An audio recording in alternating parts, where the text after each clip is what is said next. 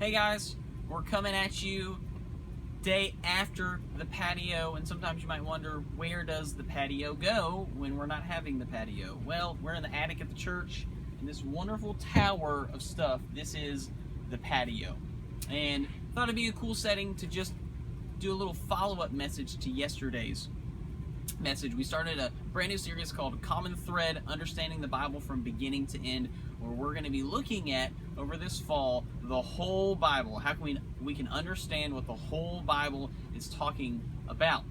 And one of the things we looked at last night in the introduction to that series was the Bible is very clearly making some exclusive statements, that there is one God, and that there's one way to have relationship with Him, and that is found in the Bible.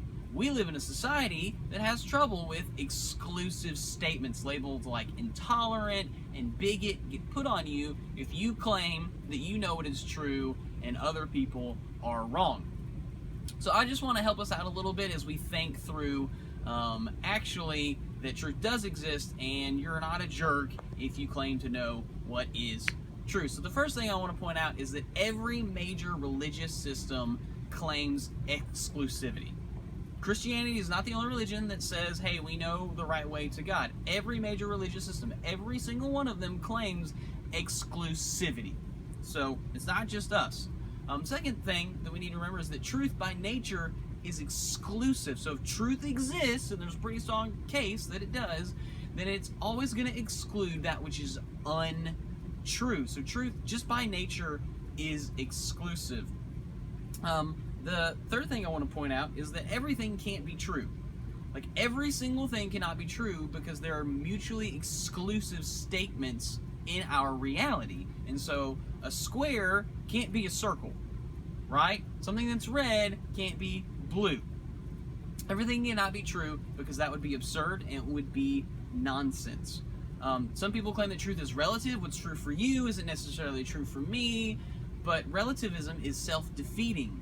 Because in order to claim that truth is relative, you're making an absolute statement. And you cannot set up relativism with an absolute statement because that defeats relativism itself. It's absurd. It's nonsense.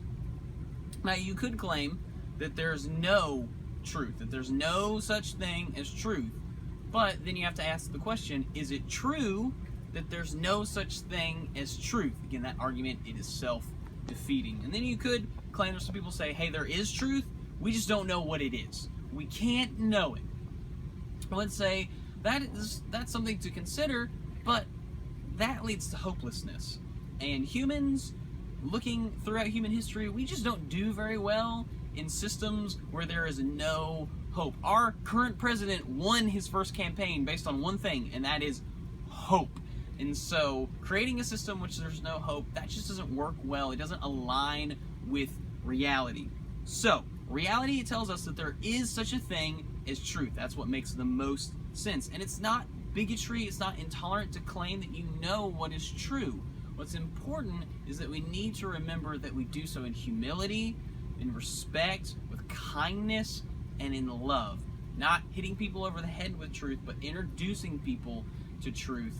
Because we know that truth isn't just an idea, it's a person of Jesus Christ. And so following His example of loving everyone. So I hope that helps kind of think through, how are we going to go about making exclusive truth claims in a culture that does not like exclusivity. So I hope that helps. Look forward to seeing you at our next patio.